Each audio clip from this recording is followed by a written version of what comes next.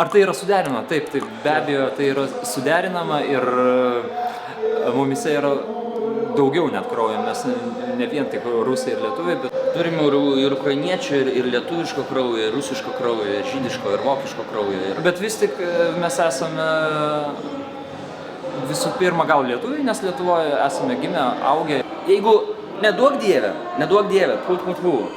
100 kartų, bet būtų grėsmė mūsų šaliai, aš eičiau ir ginčiau Lietuvą. Nes čia yra mano namai. Ir be jokios abejonės jaučiuosi europiečiu.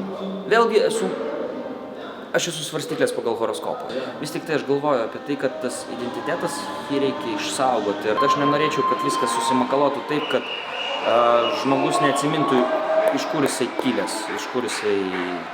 Aš manau, kad pasaulis apskritai keičiasi, pasaulio modelis keičiasi.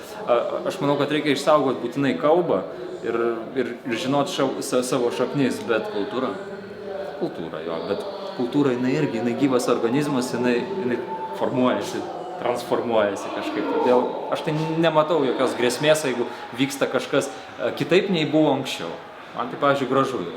Ta pati kalba, jinai kinta ir aš nemanau, kad tai yra blogai. Maybe. Aš sakau, aš svarstau apie tai visada.